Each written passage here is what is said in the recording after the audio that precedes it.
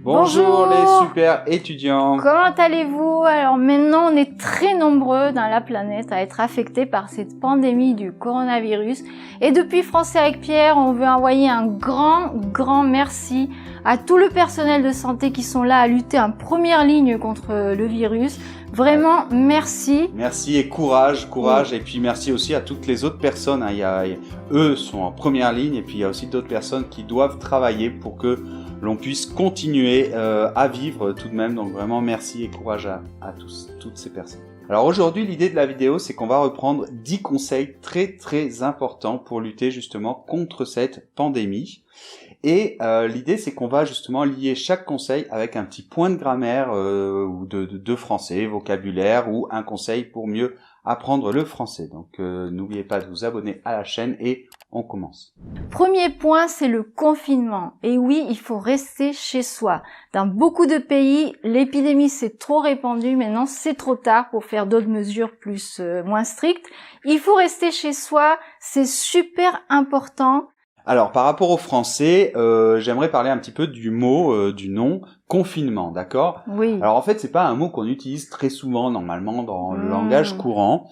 Évidemment, il a explosé si on regarde les recherches Google, la tendance. Oui. Et ça a explosé depuis quelques temps parce que finalement, avant, il n'était pas très utilisé. Et puis maintenant, avec le coronavirus, il est devenu un petit peu comme à la mode. Et le verbe donc, c'est le verbe confiner. Oui, tout à fait. Alors là, on a des synonymes comme cloîtrer, qui vient d'un cloître. Oui, cantonner. Voilà. Et voyons des exemples. Oui, alors l'exemple, pour actuellement, on va dire confiner la population. Ça vous connaissez. Mais on peut l'utiliser d'une autre manière. Par exemple, on peut dire ce phénomène est confiné à l'Amérique latine, par exemple. Ça veut dire qu'il est propre à une zone qui est l'Amérique latine. Oui. Et je voudrais finir sur une petite note d'humour du chat de Philippe Geluc. Si vous connaissez pas, je vous conseille d'aller voir. Et il nous dit qu'il vaut mieux être un confiné qu'un con fini. Alors, si vous n'avez pas très bien compris le jeu de mots, je vous laisse chercher. Deuxième point, c'est la distanciation sociale. Alors ça veut dire que on doit garder au moins 1 mètre ou 2 même entre les personnes. Quand on sort et on se croise dans la rue, il vaut mieux garder ces distances. Car ce virus se transmet par des petites gouttelettes quand on tousse. Des postillons. Quand on éternue et hop, ça rentre dans les voies respiratoires. Si on garde cette distance, eh bien, on va pas recevoir ces petites gouttelettes et on s'infectera pas. Alors, si vous êtes dans un pays où les gouvernements n'ont pas pris encore des mesures, prenez-les vous-même. Gardez cette distance avec les gens et vous freinerez la propagation du virus. De la même manière que le point 1, je voudrais parler justement du mot, du vocabulaire. Donc effectivement, distanciation, faites attention. Évidemment, ça vient du mot distance. Voilà. Et c'est un mot assez technique qui est maintenant, actuellement, à la mode. On sait pourquoi. Mais si on regarde l'appareil dans les recherches Google, en fait, ça a explosé. C'est pas un mot distanciation qu'on utilise, en fait, tous les jours. D'ailleurs, on nous a fait la remarque qu'on la garde pas, nous. Il faudrait qu'on soit comme ça. Mais bon, nous, on vit dans la même maison, c'est différent. Alors, troisième point, c'est que faire si tu as des symptômes, c'est-à-dire de la toux sèche, de la fièvre, du mal à respirer. Vous vous souvenez de la dernière vidéo où on a vu tout ce vocabulaire? Déjà, ne panique pas, car dans 80% des cas, ce n'est pas très grave, c'est comme un rhume ou une grippe. Et ensuite, le mieux, c'est de suivre dans chaque pays les instructions qu'ils ont données à la population. Souvent, les services sanitaires sont saturés, donc ils ont mis à disposition un numéro de téléphone où on peut appeler au lieu de se précipiter aux urgences. Alors, par rapport au français, ce que je voulais dire, je voudrais revenir sur les verbes comme appeler quelqu'un ou téléphoner à quelqu'un.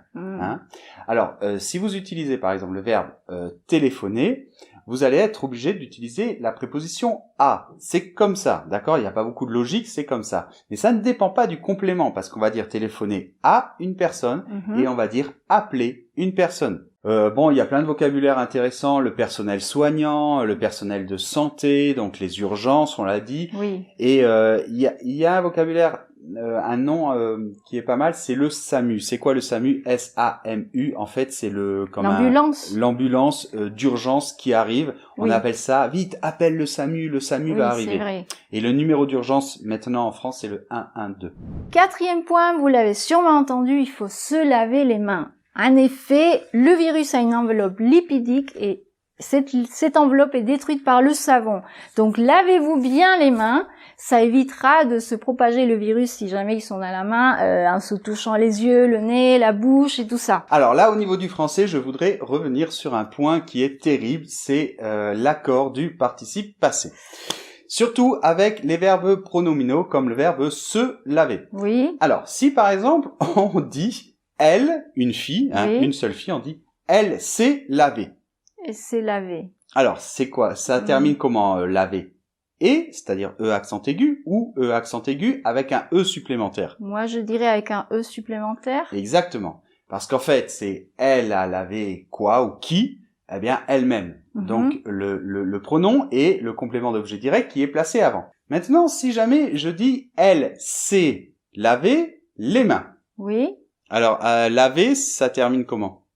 Encore avec un E, ES. Là, je crois que ça s'accorde pas, donc ça termine Exactement. en E. Alors pourquoi? Parce que cette fois-ci, le complément d'objet direct, eh bien, ce sont les mains. Oui. Donc le complément d'objet direct étant placé après le verbe, on ne fait pas d'accord. Voilà. Donc, elle s'est lavée et elle s'est lavé les mains et. Cinquième point, c'est que quand on tousse ou on éternue, il faut tousser dans son coude, dans un mouchoir, avoir un masque, pour éviter justement de propager ces gouttelettes remplies de virus autour de nous et que quelqu'un puisse les inspirer.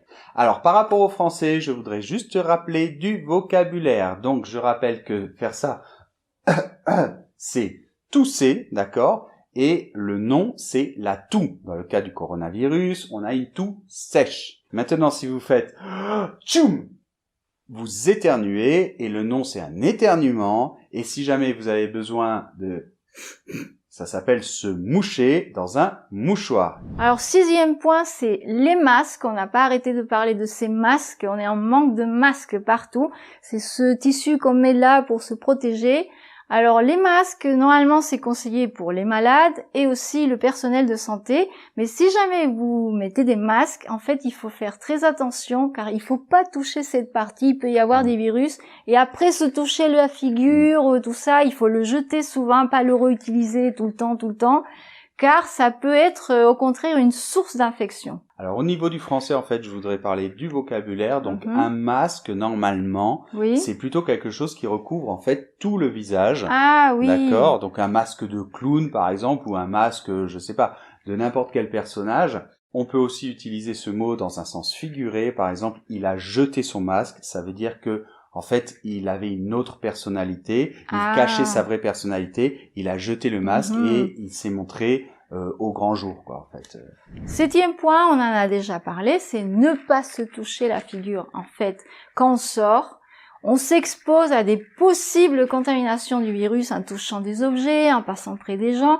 Donc surtout, pour pas s'infecter du virus, c'est ne pas se toucher le visage. Alors là, je voudrais revenir aussi sur le vocabulaire, c'est très intéressant. Alors le visage, c'est masculin, c'est cette partie de la tête. Quand on parle de la tête, c'est féminin, c'est toute cette partie du corps. Oui. Et un mot très très utilisé en argot ou en langage familier, c'est la gueule.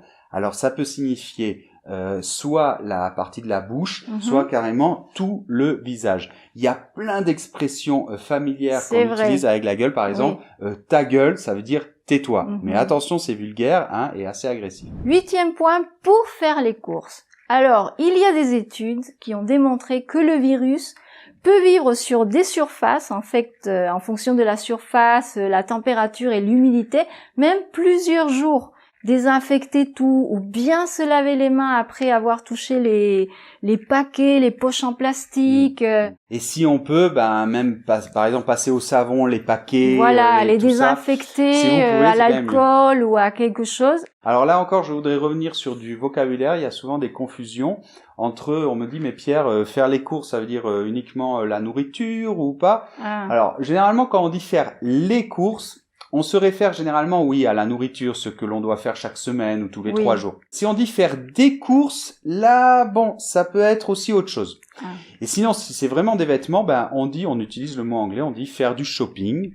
On peut dire aussi faire les boutiques. 9e point, puisqu'on doit rester chez soi, qu'est-ce qu'on peut faire pour ne pas devenir fou? Alors, c'est très important de garder une routine, de se fixer des choses à faire, car tous les jours deviennent pareils, on sort plus, on tourne en rond. Donc on peut, par exemple, faire la cuisine, des bons petits plats, faire du sport. Nous, on fait du yoga à chaque fois à 7 heures. On s'est fixé 1 heure avec les pour enfants. faire du yoga. Et surtout, profitez-en pour apprendre des choses comme le français, bien sûr.